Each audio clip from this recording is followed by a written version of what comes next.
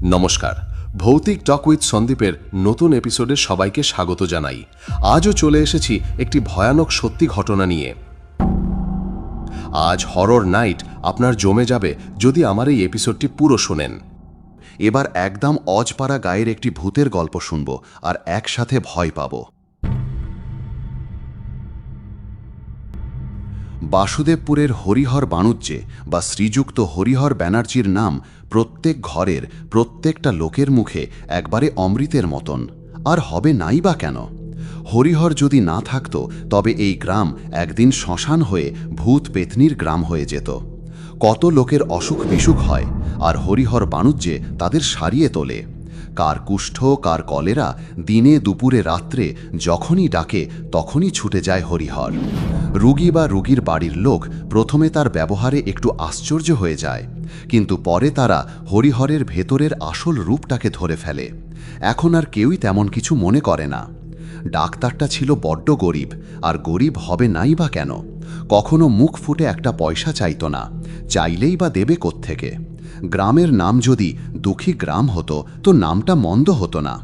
25 বছর ধরে ডাক্তারি করেছে হরিহর। ছোটবেলা থেকেই তার ইচ্ছে বড় হয়ে ডাক্তার হবে। ডাক্তার হয়ে সে মানুষের সেবা করবে। তাই আজ অবধি মানুষের সেবাই করে চলেছে। গ্রামের লোকজন অবশ্য ডাক্তারি ফি বাবদ পয়সা কড়ি দিতে পারত না, কিন্তু দেবতার মতন সম্মান ও শ্রদ্ধা করত। গ্রামের কোন লোক তার মুখের ওপর কথাটি পর্যন্ত বলতে বিশেষ সাহস পেত না। এই সেদিনের কথা। রাত তখন প্রায় 1-1:30 হবে। সনাতনের মা প্রায় যায় অবস্থা। 3 মাস ধরে বুড়ি ভুগছে। যমদূত প্রায় ঘরের চৌকাঠে বসে আছে বললেও চলে, কিন্তু চৌকাঠের ভেতরে প্রবেশ করতে দিচ্ছে না ওই হরিহর ডাক্তার। কি যেন একটা বুকের ব্যামোয় ভুগছে ওই বুড়ি। বুড়িকে দেখে ডাক্তার সমস্ত ওষুধপত্র দিয়ে বেরোলো। রাত তখন প্রায় 2:30। বুড়ি দিব্যি নাক ডাকিয়া ঘুমোতে লাগল। বাড়ির বাইরে এসে সনাতন ডাক্তারকে এগিয়ে দিয়ে আসতে চাইল, কিন্তু ডাক্তার বারণ করতে সে আর এগোলো না। কারণ সে কেন, গ্রামের কেউই হরিহরের মুখের ওপর বিশেষ একটা কথা বলতে সাহস পায় না। আসার সময় হরিহর সনাতনের সঙ্গে ডান দিকের পথ ধরে এসেছিল। অবশ্য একটু বেশি পথ হাঁটতে হয়েছিল, কিন্তু বাঁদিকের পথ ধরে গেলে হরিহর ডাক্তারের বাড়ি খুব কাছে হয়। কিন্তু লোকে বলে বাঁদিকের রাস্তাটা নাকি খুব বিপজ্জনক। ওদিকে সন্ধ্যের পর কোনো মানুষজন ওই পথ হাঁটে না। ওদিকে গেলে একটা পোড়ো বাড়ি পড়ে। দিনের বেলায় অবশ্য সেই বাড়িতে গ্রামের ছোট ছোট ছেলেরা খেলাধুলা করতে যায়, কিন্তু সন্ধে হলে সেই বাড়িতে আর কেউ যায় না। এই বাড়ির অবশ্য একটা ইতিহাস আছে। আজ থেকে বেশ কয়েক বছর আগে এই বাড়িতে বাস করত গ্রামের জমিদার। জমিদারের কোনো পুত্র সন্তান ছিল না। জমিদার তার স্ত্রীকে প্রচণ্ড ভালোবাসত। একদিন জমিদারের স্ত্রীর প্রচণ্ড পেটের ব্যামো হয়, কিন্তু তখনকার নিয়ম ছিল কোনো স্ত্রীলোকের ঘরে বা অন্দরমহলে কোনো পুরুষ ঢুকতে পারবে না। তাই জমিদারের স্ত্রীর যে সেবিকা ছিল সে যা পারত তাই সেবা শুশ্রূষা করেছিল, কিন্তু কোনোভাবেই তাকে বাঁচাতে পারেনি। জমিদার স্ত্রীকে এত ভালোবাসত যে স্ত্রীর মৃতদেহের ওপর মাথা রেখে মূর্ছা যায়। আর কোনোদিন তার জ্ঞান আসেনি। সেই থেকে বাড়ি খালি। সবাই বলে রাত্রে ওখানে ভূত পেতনির আড্ডা। ডাক্তার সুবিধের জন্য বাঁদিকের রাস্তা ধরেই হাঁটতে শুরু করল। দূর থেকে সনাতনের নজরে পড়ল সে ডাক্তারবাবু ডাক্তারবাবু বলে চেঁচাতে চেঁচাতে হরিহরের সামনে এসে বলল, এই পথ দিয়ে যাবেন না গো ডাক্তারবাবু। কেন, কি হয়েছে? রাতের বেলায় এই পথ দিয়ে কেউ যায় না। এই পথ দিয়ে গেলে আপনার বিপদ হতে পারে। ডাক্তার ধমক দিয়ে বলল, দৌড়, আমার আবার কি বিপদ? আমার আবার কি বিপদ কিরে? তুই যা। ও, আমি ঠিক চলে যাব। বুঝিস না, এদিক দিয়ে গেলে আমি একটু তাড়াতাড়ি যেতে পারবো। ওদিকে আবার আমার বউল যে আমার জন্য পথ চেয়ে বসে আছে। যা যা। সনাতন আর বিশেষ কিছু বলতে সাহস পেল না, শুধু মনে মনে দুর্গা নাম জপ করতে লাগল। তারপর ভাবল, দেবতার কি কখনো ক্ষতি হয়? সামনের দিকে তাকালে ধু ধু প্রান্তর, চাঁদের আলোয় সবুজ প্রান্তর কেমন যেন কালচে রূপ নিয়েছে। কিছুটা পথ যেতেই কে যেন চেঁচিয়ে উঠল, ডাক্তারবাবু, ডাক্তারবাবু, আমার সঙ্গে শিগগির একবার চলুন। ডাক্তার দেখল ধুতি পাঞ্জাবি পরা একটা মাঝবয়স্ক ভদ্রলোক তাকে ডাকছে। ডাক্তার জিজ্ঞাসা করল, কি ব্যাপার? কি হয়েছে? আমার স্ত্রীর ভীষণ শরীর খারাপ, আপনি একবার চলুন। আপনি কি করে জানলেন এত রাত্রিরে আমি এ পথ দিয়ে যাব? আমি খবর পেয়েছি যে আপনি রাত্রে গ্রামে রুগী দেখতে এসেছেন। আপনি শিগগির চলুন, নইলে ওকে বাঁচানো যাবে না। বেচারি অনেক দিন ধরে ভুগছে। আপনাকে তো আমি আগে কোনোদিন দেখিনি। আপনি আমাকে না চিনলে কি হবে? আমি আপনাকে ভালোভাবে চিনি ডাক্তারবাবু। আর দেরি করবেন না, পরে কথা বলবেন। এখন শিগগির চলুন। আপনাকে যেভাবেই হোক আমার স্ত্রীকে ভালো করে তুলতে হবে। যত টাকা লাগে আমি দেব, আমার যথা সর্বস্ব দিয়ে দেব। আরে বাবা, আগে তো গিয়ে দেখি কি রোগ। লোকটা ডাক্তারের ব্যাগটা নিয়ে ডাক্তারের আগে আগে যেতে লাগলো। লোকটা গিয়ে ঢুকলো ওই পোড়ো বাড়িতে। ঘরের মধ্যে ঢুকতে যাবে ঠিক সেই সময় একটা কালো বেড়াল তার পায়ের সামনে দিয়ে চলে গেল। ডাক্তার অবশ্য প্রথমে একটু ভয় পেয়ে গেছিল, পরে নিজেকে সম্বিত করে লোকটার পেছনে পেছনে রুগীর ঘরে ঢুকল। রুগীর ঘরটা একেবারে অন্ধকার। ঘরের ভেতরের মধ্যে কেউ কাউকে দেখতে পর্যন্ত পাবে না, এরকম অন্ধকার। ডাক্তার বলে উঠল, কি গো, আপনাদের ঘরে কি কোনো আলো বা বাতি নেই? আমি রুগী দেখব কি করে? লোকটা এবার নাকি সুরে বলল, না ডাক্তারবাবু, আলো টালো জ্বালা আমার বউ আবার সহ্য করতে পারে না। আর ওসব অভ্যেস আমাদের অনেক দিন চলে গেছে। লোকটার কথা বলার সুরের পরিবর্তন শুনে কেমন একটা খটকা লাগলো ডাক্তারের। ডাক্তার জিজ্ঞাসা করল, আলো না হলে রুগীকে দেখব কি করে? লোকটা আবার নাকি সুরেই উত্তর দিল, ঠিক আছে, চাঁদের আলো আছে, আমি জানলাগুলো সব খুলে দিচ্ছি, আপনি রুগী দেখুন। ডাক্তারের মনে ভয়ের সঞ্চার হলো। ডাক্তার অবশ্য ভূত পেতনিকে বিশ্বাস করে, তাই ধরে নিল এটা একটা ভুতুড়ে বাড়ি, আর এখানে সব ভূত পেতনির আড্ডা। ডাক্তারের মনে প্রচণ্ড ভয় হতে লাগলো।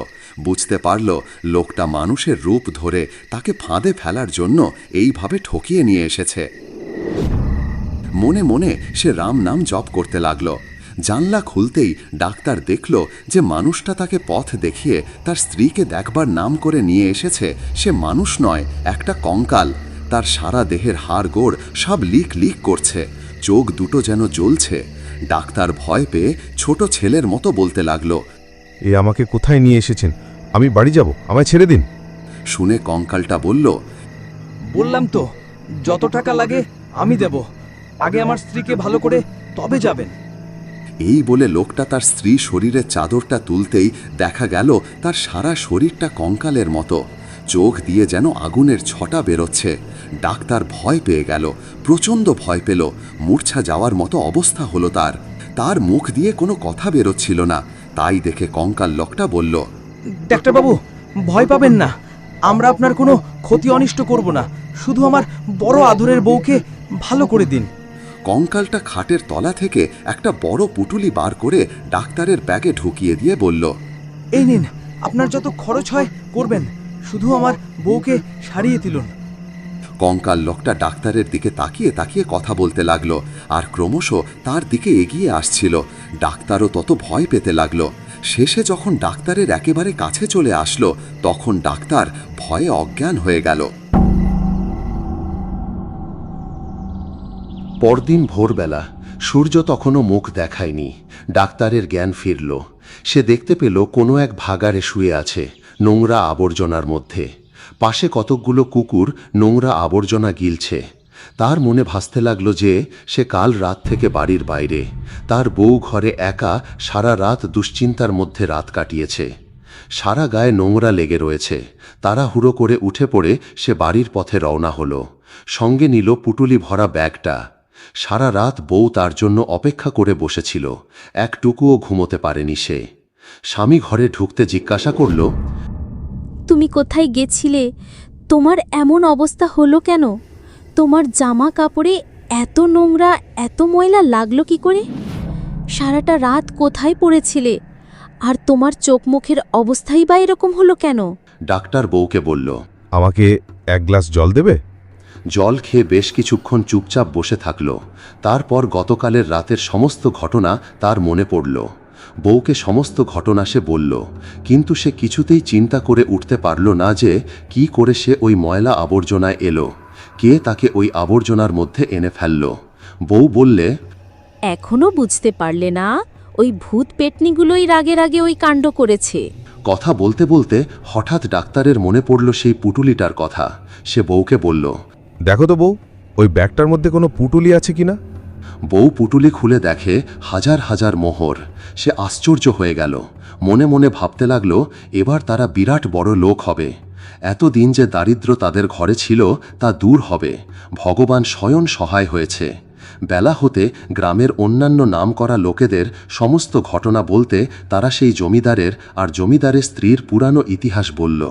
গ্রামের অবনী রোজাকে ডেকে জিজ্ঞাসা করতে সে বললে, জমিদারদের বংশের কেউ ছিল না, তাই তাদের কোনো শ্রাদ্ধ শান্তি করা হয়নি, তাই আত্মারও শান্তি হয়নি।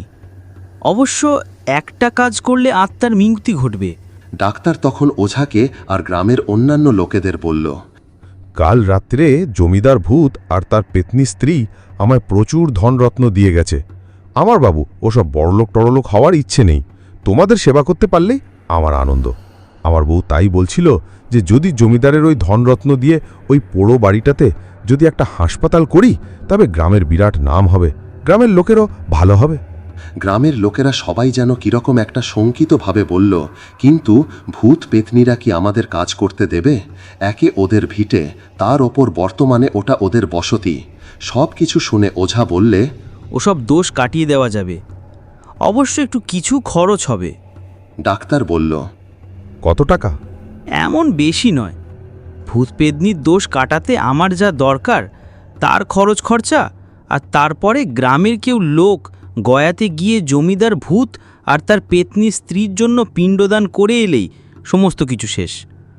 অবশ্যই আমায় একটু বেশি খাটতে হবে, বুঝতেই তো পারছেন এ কতদিনের ভূত পেতনির বসতি, তারপর আবার কত ভালোবাসা, একসঙ্গে দুজনের দোষ কাটাতে হবে। গ্রামের লোকজনেরা সব যেন একটা অভয় বাণী শুনল। তারা সকলে মিলে বলল, ওসব যা কিছু করতে হয় তুমি করবে, আমরা ওসবের কিছু বুঝি না। যাতে যা ভালো হবে তুমি তাই করো, তুমিও তো আমাদের গ্রামেরই লোক। আর বাবা, গ্রামে যদি কিছু একটা হয় সেটা তো তোমারও ভালোর জন্য। ওঝা বললে, ঠিক আছে, আমি যা যা বলছি সেই মতো সব জোগাড় করে দাও, তারপরের সব ব্যবস্থা আমি করে দিচ্ছি। তারপর ওঝা পোড়ো বাড়ির ভূত পেতনিকে চিরদিনের মতো তাড়িয়ে দিয়ে বাড়িটাকে দোষমুক্ত করে দিল। কিছুদিন পরে গয়াতে গিয়ে পিণ্ডি দিয়ে আসা হলো। তারপর হাসপাতাল তৈরির জন্য বাড়ি ভাঙা শুরু হলো। হাসপাতাল তৈরি হলো। গ্রামের লোকের হরিহর বরুজ্জেকে হরিহর দেবতা বলতে লাগলো। নমস্কার বন্ধুরা, কেমন লাগলো আজকের প্রথম গল্প? আসুন শুনি দ্বিতীয় গল্প।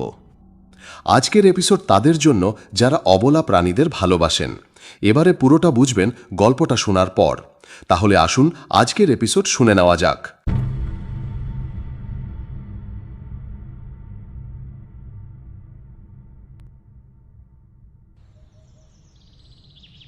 ছোট মামা আড়ষ্ট গলায় বললেন, ওই দেখ নীলু। সামনের দিকে তাকিয়ে আমি হেসে ফেললাম। একটা খুবই নিরীহ চেহারার কুকুর, একদম নেড়ি কুত্তা, যাকে বলে রোগা, লম্বাটে, মুখখানা ভীতু ভীতু। এই কুকুরকে দেখেও ছোট মামার ভয়, অথচ মজা এই যে ছোট মামা জানোয়ারে ভীষণ ইন্টারেস্ট, যদি সেটা খাঁচার জানোয়ার হয়। এখনও এই বয়সে প্রতি মাসে একবার করে চিড়িয়াখানায় যাওয়া চাই। গ্রামের রাস্তা কাদায় একেবারে চটচটে, দুপাশে মাঠ, মাঝখান দিয়ে উঁচু রাস্তা। প্রত্যেক বছরই বোধহয় রাস্তাটা নতুন মাটি ফেলা হয়, আর বর্ষার সময় সেই মাটি আস্তে আস্তে গলে ধুয়ে যায়। গরুর গাড়ি ছাড়া এই রাস্তায় কিছু চলে না। যখনকার কথা বলছি তখন আমার বয়স 19 আর ছোট মামার বয়স 35। ছোট মামার ছিপছিপে লম্বা চেহারা, চোখে সোনালি ফ্রেমের চশমা, সাদা ধুতি পাঞ্জাবি ছাড়া কখনো কিছু পরতেন না। অদ্ভুত তার বইয়ের নেশা। ঠিক পছন্দ মতন বই পেলে তা নিয়ে ছোট মামা ভুলে থাকতে পারেন। আর জানোয়ারের বই হলে তো কথাই নেই, নাওয়া খাওয়ার কথা মনে থাকে না। সেদিনটার কথা আমি কোনোদিন ভুলব না। মুর্শিদাবাদ জেলার সালার নামে এক রেল স্টেশনে নেমে আমরা দুজনে যাচ্ছিলাম 7 মাইল দূরের এক নবাব বাড়িতে। আসল নবাব নয়, তাদেরই হয়তো দূর সম্পর্কের কোনো আত্মীয়, কিংবা অনেক ছোটখাটো মুসলমান জমিদারদেরও লোকে নবাব বলতো, যেমন অনেক হিন্দু জমিদারের বাড়িকেই লোকে বলতো রাজবাড়ি। এই নবাব বাড়িতে অনেক পুরনো বই আছে শুনেছিলাম। আগেকার দিনে নবাবরা চিতাবাঘ টিতাবাঘ পুষত, তাই ছোট মামার বিশ্বাস এ বাড়িতেও জানোয়ারের বই থাকা আশ্চর্য নয়। আমরা যাচ্ছিলাম সেই বইয়ের খোঁজে। গরুর গাড়ি ছাড়া এই 7 মাইল পথ যাওয়ার আর কোনো ব্যবস্থা নেই, অন্তত তখন ছিল না। গরুর গাড়িটা আমার খুব পছন্দ নয়, ছোট মামাও বলেছিলেন। ফেরার সময় বইপত্র নিয়ে তো গরুর গাড়িতে আসতেই হবে। চল এখন হেঁটেই যাই। পথের মধ্যে সেই কুকুর। গ্রামের রাস্তায় এরকম একটা দুটো কুকুর তো থাকবেই। ছোট মামাকে নিয়ে বাইরে বেরোনোর এই এক মুশকিল। ছোট মামা যেমন কুকুরটাকে দেখে ভয় পেয়েছেন, কুকুরটাও সেই রকম আমাদের দেখে ভয় পেয়ে থমকে দাঁড়িয়েছে। ছোট মামা বললেন, নীলু, কুকুরটাকে তাড়া। আমি বললাম, ও কিচ্ছু করবে না, আমরা এগোলেই ও সরে যাবে। উহো, পাগলা কুকুর হতে পারে। দেখছিস না ল্যাজ ঝোলা? ভয় পেলে সব কুকুরেরই ল্যাজ ঝুলে যায়। জিভ বার করে আছে। হাঁপিয়ে গেছে বোধহয়। কুকুর জিভ বার করে দম নেয়। কুকুর কামড়ালে জলাতঙ্ক হয় জানিস? নেড়ি কুত্তা কামড়ালেও হয়, বুলডগ কামড়ালেও হয়। কুকুরের ব্যাপারে আমিও যে খুব একটা সাহসী তা নয়। অনেক জায়গায় খুব বড় সাইজের অ্যালসেশিয়ান, গ্রেট ডেন বা ডোবারম্যান জাতীয় কুকুর দেখলে আমারও বুক ধরফর করে। কিন্তু একটা রোগা নেড়ি কুত্তা খুব কাছে এলে ওকে তো একটা লাথি মেরেও হটিয়ে দিতে পারবো। আমি বললাম, এই যা যা। কুকুরটা খুব আস্তে ঘেউ করে উঠল। সেটা ঠিক রাগের ডাক নয়, যেন ভয়ে ভয়ে কোনো অনুরোধ জানাচ্ছে। ছোট মামা বললেন, দেখলি রাস্তা ছেড়ে যাবে না? আমি বললাম, ও এদিকেই আসতে চায়। আকাশে কালো মেঘ, রাস্তার দুপাশের ধান খেতে খুব গাঢ় সবুজ রঙের কচি কচি ধান। মেঘের ছায়ায় ধানের সেই সবুজ রঙও পাল্টে গেছে। যে কোনো সময় বৃষ্টি আসতে পারে। আমাদের তাড়াতাড়ি যাওয়া দরকার। ছোট মামার কাছে ছাতা আছে, কিন্তু এই রকম ফাঁকা জায়গায় ঝড় বৃষ্টি শুরু হলে ছাতায় কোনো কাজ হয় না। কুকুরটা আস্তে আস্তে কয়েক পা এগিয়ে এলো আমাদের দিকে। খুব সম্ভবত সে আমাদের পাশ কাটিয়ে চলে যেতে চাইছিল, কিন্তু ওকে এগোতে দেখেই ছোট মামা রাস্তায় বাঁ দিকের ঢালু জায়গাটা দিয়ে দৌড়ে খানিকটা নিচে নেমে গেলেন। কত ছোটখাটো ঘটনা থেকে বিরাট কাণ্ড হয়ে যায়। সেদিন ছোট মামা রাস্তাটার বাঁ দিকে না নেমে যদি ডান দিকে নামতেন, তাহলে তার জীবনটা এরকম সাংঘাতিকভাবে বদলে যেত না। কিছুই হতো না। ছোট মামার সঙ্গে সঙ্গে আমিও নিচে নেমে এলাম। ভাবলাম কুকুরটা এবার পার হয়ে যাবে, কিন্তু কুকুরটাও নেমে এলো বাঁ দিকের ঢালু ধার দিয়ে। খানিকটা দূরত্ব রেখে গড় রর আওয়াজ করতে লাগলো। বলেছিলাম না পাগলা কুকুর, খবরদার দৌড়ুয়ার চেষ্টা করিস না। আমার তখনও কুকুরটা পাগলা বলে বিশ্বাস হচ্ছিল না, কারণ কুকুরটার মুখ চোখে রাগের ভাব নেই। গলা দিয়ে আওয়াজ করছে বটে, কিন্তু সেটাও বেশ নরম ভাবে। আমরা দুজনে কুকুরটার মুখামুখি দাঁড়িয়ে রইলাম। আমাদের পেছন দিকে একটা ঝোপ, সামনে খানিক দূরে একটা নোংরা জালের ডোবা। কাছাকাছি কোনো বাড়ি ঘর বা মানুষজন নেই। কুকুরটা সেই রকম আওয়াজ করতে করতে এক পা করে আমাদের দিকেই এগিয়ে আসতে লাগলো। ছোট মামা ছাতাটা বাগিয়ে ধরলেন। আমি হুস হাস যা বলতে লাগলাম। খুব ভীতু লোকেরাও একসময় খুব সাহসী হয়ে ওঠে। কুকুরটা আর একটু কাছাকাছি আসতেই ছোট মামা নিজে দুপা এগিয়ে ছাতাটা দিয়ে ওর পিঠে খুব জোরে একঘা কষালেন। কুকুরটা প্রচণ্ড আর্তনাদ করে উঠল, কিন্তু উল্টে আমাদের আক্রমণ না করে সে পেছন ফিরে প্রাণপণে দৌড় মারল। ছোট মামা বীরের মতন বললেন, দেখলি ব্যাটাকে দিয়েছি ঠান্ডা করে। কিন্তু ততক্ষণে আর একটা অদ্ভুত কাণ্ড ঘটে গেছে। কুকুরটা খুব জোরে পালাতে গিয়ে হুড়মুড় করে পড়ল সেই ডোবাটার মধ্যে। জলের মধ্যে দাপাদাপি করলো একটুক্ষণ, তারপর হঠাৎ ঠান্ডা হয়ে গেল আবার। কুকুরটা ঘাড় কাত করে ভাসছে, তার চোখ দুটো দেখলে মনে হয় মরে গেছে। আমরা হতবাক। কুকুর কখনো জলে ডোবে না। সব জন্তু জানোয়ারই জন্ম থেকে সাঁতারু। তাহলে কুকুরটা মরে গেল কেন? তাহলে কি ছোট মামার ছাতার ঘা খেয়েই মরে গেল? কিন্তু সব নেড়ি কুত্তাই তো খুব মারধর খায়। একঘা ছাতার বাড়ি খেয়ে তার তো কিছু হবার কথা নয়। আমরা ডোবাটার কাছে এগিয়ে গিয়ে ভালো করে দেখলাম। কুকুরটা যে মরে গেছে তাতে কোনো সন্দেহ নেই। ছোট মামা আর আমি চোখাচোখি করলাম কয়েকবার, কিছুই বুঝতে পারলাম না আমরা। ছোট মামার নরম মন, তার মুখখানা কাঁদো কাঁদো হয়ে গেছে। তিনি কুকুরটাকে মেরে ফেলতে চাননি মোটেই। এমন হতে পারে যে কুকুরটা খুব বুড়ো হয়ে গিয়েছিল, ও যে কোনো সময় মরতে পারত। ছাতার ঘা খেয়ে ভয় পেয়ে জলের মধ্যে পড়বার সঙ্গে সঙ্গে হার্ট ফেল করেছে। এই সময় কুই কুই শব্দ পেয়ে আমরা আবার চমকে পেছন ফিরে তাকালাম। ঝোপটার আড়াল থেকে তুরতুরে পায়ে বেরিয়ে আসছে 3-4টে কুকুর ছানা। তখন সব ব্যাপারটা পরিষ্কার হয়ে গেল। ওই কুকুরটা আমাদের তাড়া করে আসেনি, ও ওর বাচ্চাদের কাছে আসতে চাইছিল। আমরাই বা সেটা বুঝব কি করে? সব কুকুরকেই আমরা কুকুর বলি, কিন্তু ওটা ছিল কুকুরই। ছানাগুলো ঘুমোচ্ছিল বোধহয়, আওয়াজ শুনে জেগে উঠেছে। মা মরে গেল, এখন বাচ্চাগুলোর কি হবে? আমরাই বা এখন কি করব? নবাব বাড়িতে যাচ্ছি, সেখানে তো আর কয়েকটা নেড়ি কুত্তার বাচ্চা কোলে করে নিয়ে যাওয়া যায় না।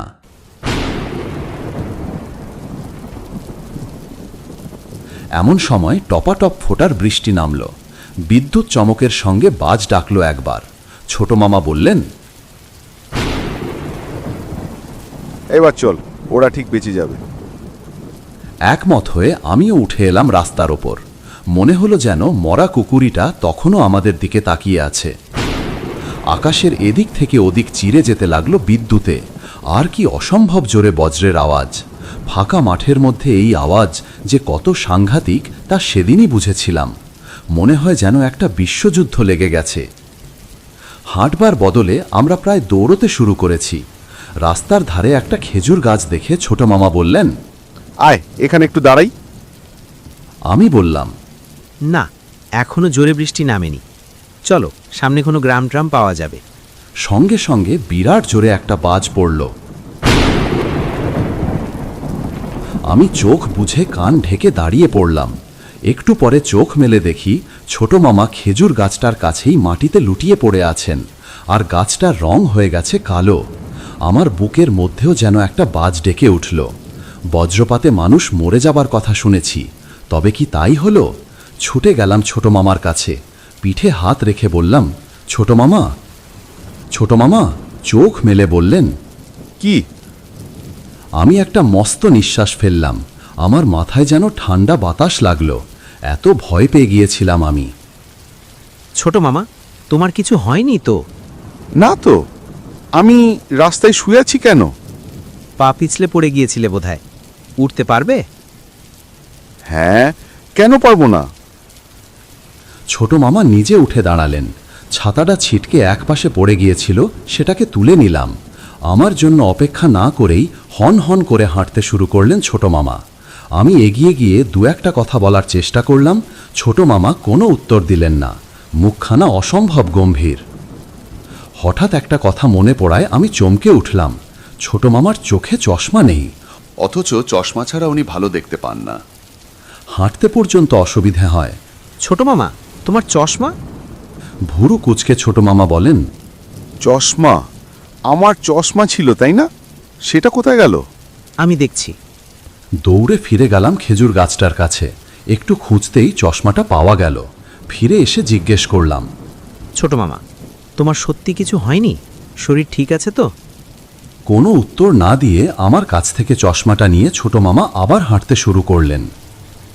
যেরকম মেঘ ডাকছিল সেই তুলনায় জোর বৃষ্টি হলো না। আমরা সন্ধ্যের একটু আগেই পৌঁছে গেলাম নবাব বাড়িতে। সে বাড়ি দেখলে কান্না পায়। একসময় নিশ্চয়ই দারুণ ব্যাপার ছিল। এখন অনেকখানি জায়গা জুড়ে পড়ে আছে একটা ভগ্নস্তূপ। সিংহদ্বারের একটা সিংহ এখনও টিকে আছে, অন্যদিকে কিছুই নেই। কোথাও দাঁড়িয়ে আছে শুধু একখানা দেয়াল, কোথাও একখানা দুখানা ঘর আস্ত আছে, কিন্তু দরজা জানলা নেই। মনে হয় 7 মহলা না হলেও 3-4 মহলা প্রাসাদ ছিল। এখন এই ভাঙাচুরো বাড়ির মধ্যেও কিন্তু অনেক লোক আছে। জোড়াতালি দিয়ে থাকে, কেউ এ বাড়ি সারাবার কথা চিন্তা করে না। একটু খোঁজ করতেই নবাবকে পাওয়া গেল। বর্তমান নবাবের বয়স খুব কম, 22-23 বছর মাত্র। নবাবী চাল কিছু নেই, প্যান্ট শার্ট পরা সাধারণ কলেজের ছাত্রদের মতন মনে হয়।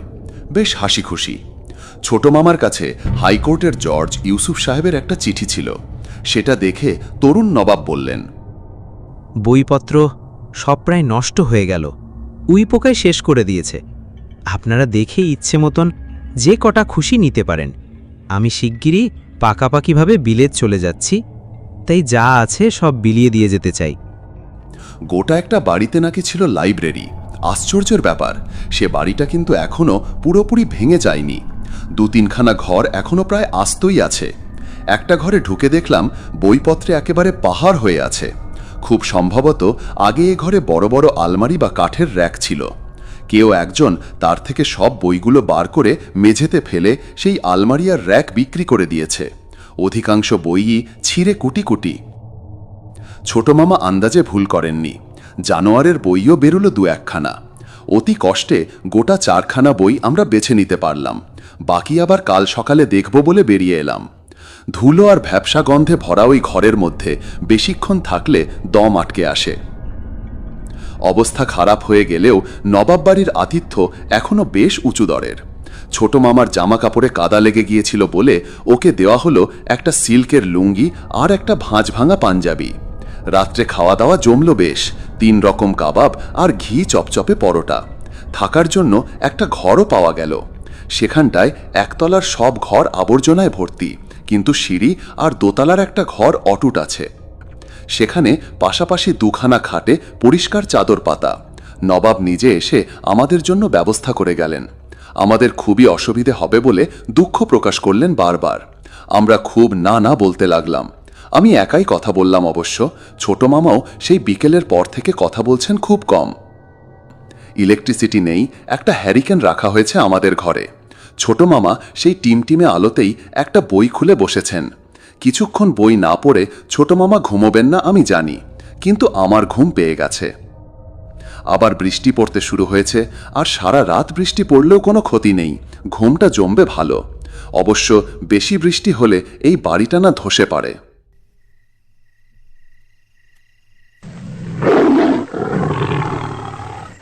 ঘুমিয়ে পড়েছিলাম। হঠাৎ একটা বিশ্রী শব্দে ঘুম ভেঙে গেল। কেউ যেন একটা মাটির হাঁড়ির মধ্যে মুখ দিয়ে আওয়াজ করছে। এত রাত্রে এরকমই আর কি কে করে?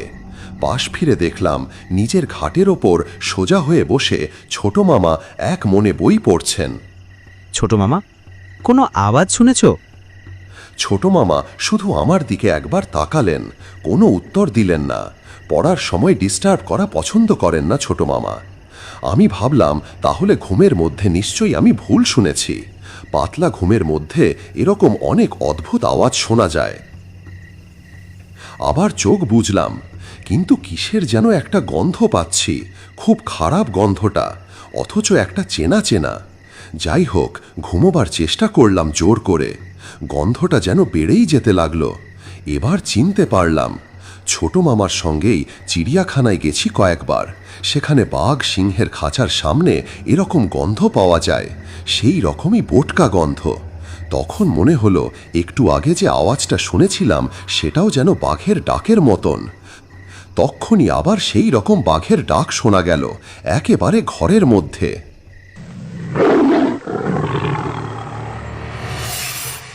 ধর্মর করে উঠে বসে দেখলাম সামনে খোলা বইখানির দিকে এক দৃষ্টে তাকিয়ে ছোট মামা আওয়াজ করছেন, উম্মা উম্মা, অবিকল বাঘের মতন। ঘরটাতে অসম্ভব বোটকা গন্ধ। ভয়ে আমার হাত পা ঠান্ডা হয়ে এলেও আমি ডাকলাম, ছোট মামা। ছোট মামা ডাক থামিয়ে আমার দিকে তাকালেন। একদম অন্যরকম মুখ, অসম্ভব হিংস্র। গলা দিয়ে গড় র আওয়াজ বেরোচ্ছে।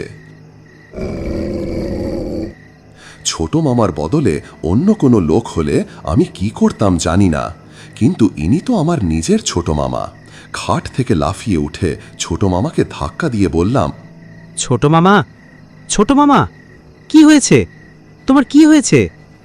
তাকিয়ে দেখলাম ছোট মামার সামনের খোলা বইটাতে একটা বাঘের ছবি। কিছু না ভেবেই আমি বইটা বন্ধ করে দিলাম।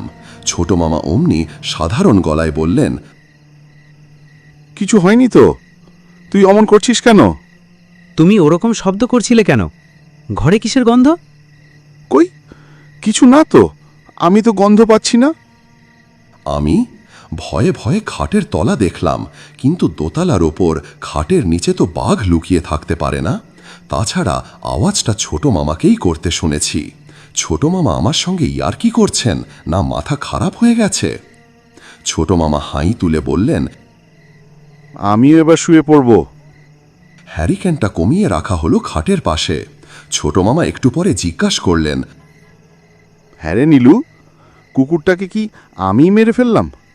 না, এত সহজে কি কুকুর মরে? হয়তো আমার ছাতার গায়ে ওর শিরডোরা ভেঙে গিয়েছিল, তাই জলে পড়ে গিয়ে। আমার মনে হয় না, ওর নিশ্চয়ই মরবার সময় হয়ে গিয়েছিল। হঠাৎ গলার আওয়াজটা বদলে ফেলে ছোট মামা হুঙ্কার দিয়ে বললেন, বেশ করেছি, মেরেছি। একটা পাগলা কুকুর তেড়ে এলে মারব না? আমার ছোট মামা বরাবরই শান্ত স্বভাবের মানুষ, কোনো দিন এরকম দাঁত মুখ খিচিয়ে কথা বলেন না। কিন্তু এসবের চেয়েও আমি বাঘের ডাকটার কথা বেশি চিন্তা করছিলাম। ছোট মামা এরকম বাঘের মতন ডাকতে পারেন? কোনো দিন শুনিনি আগে। ছোট মামা আমায় ভয় দেখাতে চাইছিলেন। তাহলে বাঘের গায়ের বোটকা গন্ধটা আমি পেলাম কি করে? ওটাও কি আমি মনে মনে কল্পনা করেছি? গন্ধটা এখনো ঘর থেকে যায়নি পুরোপুরি। রাতে আর কিছু হলো না। আমি বাঘের প্রসঙ্গটা একটু তুলতে যেতেই ছোট মামা বললেন, তোর কি মাথা খারাপ হয়েছে নাকি? নিশ্চয়ই স্বপ্ন দেখেছিস। এই মুর্শিদাবাদে বাঘ? একটু বেলা হতেই তরুণ নবাব এলেন আমাদের খোঁজ খবর নিতে। চা খাবার পর বললেন, চলুন, বই দেখতে যাবেন তো? ছোট মামার কোনো উৎসাহ দেখলাম না। বইয়ের ঘরে ঢুকেও ছোট মামা চুপ করে একপাশে দাঁড়িয়ে রইলেন, একটা বইও ছুঁয়ে দেখলেন না। যে ছোট মামা বইয়ের পোকা, যার জন্য এত দূরে আসা, আস্ত দেখে 25-30খানা বই বেছে নিয়ে বললাম, ব্যাস যথেষ্ট হয়েছে। কয়েকটা বান্ডিলে বেঁধে নিলাম বইগুলো।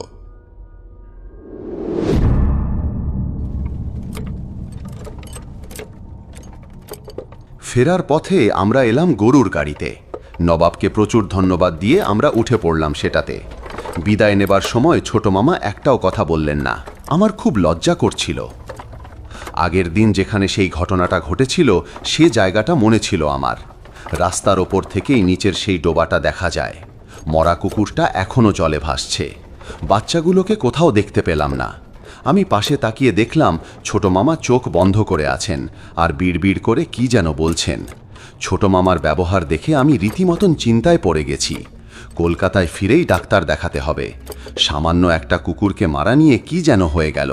তাও তো ইচ্ছে করে মারা হয়নি, কিংবা ওই যে বাজের আওয়াজে ছোট মামার অজ্ঞান হয়ে যাওয়া, সেই জন্যই এসব হচ্ছে।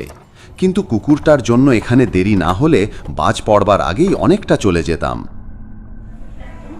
স্টেশনে এসে মিনিট 15-র মধ্যে আমরা পেয়ে গেলাম একটা ট্রেন। উঠে পড়লাম টিকিট কেটে। আমাদের কামরায় খুব বেশি ভিড় নেই। একটাই মাত্র জানলার ধারে সিট ছিল, সেটা ছোট মামাকে দিয়ে আমি বসলাম পাশে।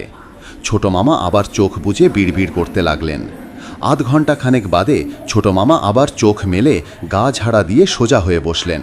খুব স্বাভাবিক গলায় বললেন, অনেকক্ষণ বসে থাকতে হবে, দে তো একটা বই পড়ি। আমি খুশি হয়ে তাড়াতাড়ি একটা বইয়ের বান্ডিল খুলতে গেলাম। ছোট মামা অন্য একটা বান্ডিলের দিকে আঙুল দেখিয়ে বললেন, ওর থেকে 3 নম্বর বইটা দে। একটা চড়া মতন বই, জার্মান ভাষায় লেখা, ভেতরে অনেক জন্তু জানোয়ারের ছবি। বইটা ছোট মামার দিকে এগিয়ে দিলাম। ছোট মামা বইখানা মাঝখানের একটা পাতা উল্টেই চোখ বিস্ফারিত করে ফেললেন। একটা অদ্ভুত চিৎকার করে বইটা ছুঁড়ে দিলেন কামরার মেঝেতে। আমি জিজ্ঞেস করলাম, কি হলো ছোট মামা? ছোট মামা কুকুরের মতন ঘেউ ঘেউ করে ডেকে উঠলেন। নকল কুকুরের ডাক নয়, ঠিক যেন একটা আসল কুকুর ডাকছে। বহু লোক ভিড় করে এলো আমাদের দিকে। ছোট মামা তখনও ডেকে চলেছেন। কেউ কেউ ব্যাপারটাকে ঠাট্টা মনে করে হাসতে লাগলো। আমার যেন লজ্জায় মাথা কাটা গেল। আমি ঝুঁকে ছোট মামার হাত ধরে বললাম, কি হয়েছে ছোট মামা, এরকম করছো কেন? ছোট মামা খ্যাঁক করে আমার হাত কামড়ে ধরলেন দারুণ জোরে। অন্য লোকেরা এসে তাড়াতাড়ি না ছাড়িয়ে দিলে ছোট মামা বোধহয় আমার হাতের মাংসই তুলে নিতেন। আমাকে ছাড়বার পরই ছোট মামা অন্যদের কামড়াতে গেলেন। তখন সবাই ছোট মামাকে দমাদম করে মারতে শুরু করল। এরকম অবস্থায় আমি জীবনে কখনো পড়িনি। আমার কান্না পেয়ে গেল। আমার ছোট মামাকে অন্য লোকে মারছে। আমি ঝাঁপিয়ে পড়ে ছোট মামাকে আড়াল করে কাতর গলায় বললাম, ছেড়ে দিন, দয়া করে ছেড়ে দিন। ছোট মামা তখনই আবার স্বাভাবিক গলায় বললেন, কি হয়েছে রে নীলু, লোকগুলো এমন খেপি গেল কেন? একজন লোক মাটিতে উল্টানো বইটা তুলে এনে দিল আমার হাতে। খোলা পাতাটায় একটা কুকুরের ছবি। অনেক লোক তখনও বলতে লাগলো, নামিয়ে দিন, লোকটাকে নামিয়ে দিন। আমি হাত জোর করে সকলের কাছে ক্ষমা চাইলাম। ছোট মামা বারবার অসহায়ভাবে বলতে লাগলেন, লোকগুলো এত রাগ করছে কেন? কি হয়েছে? আমার হাত থেকে রক্ত বেরোচ্ছিল। আমি সেখানে একটা রুমাল চাপা দিয়ে বললাম, কিচ্ছু হয়নি, তুমি চোখ বুজে থাকো। আমাদের কাছাকাছি আর কোনো লোক বসল না। হাওড়া স্টেশনে পৌঁছলাম ভালোভাবেই।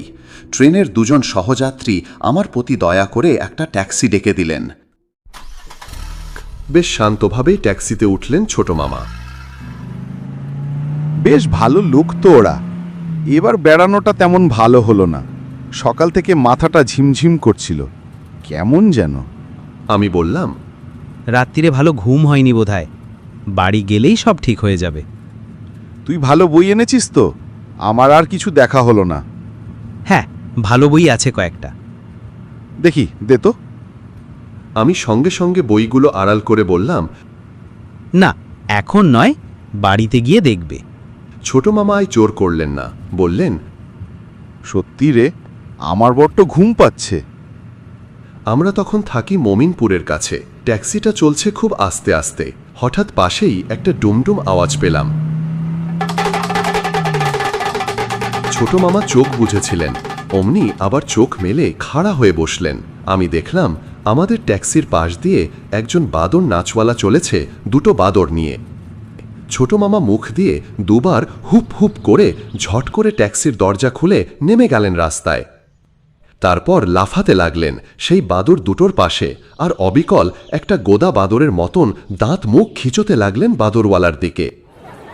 একটা দারুণ হইচই পড়ে গেল। কলকাতার রাস্তায় ভিড় জমতে 1 মিনিট দেরি হয় না।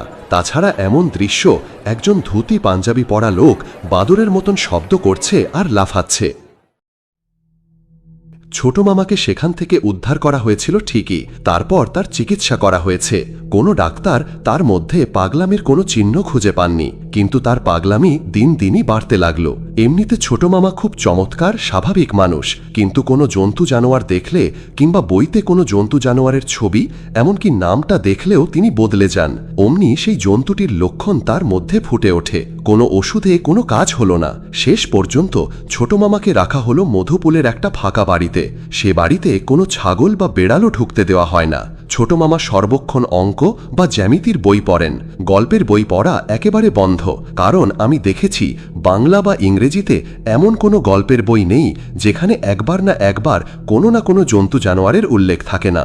একবার একটা বইতে শুধু বিড়ালের মতন সতর্ক এই লাইনটা পড়েই ছোট মামা বেড়াল ডাকতে শুরু করেছিলেন।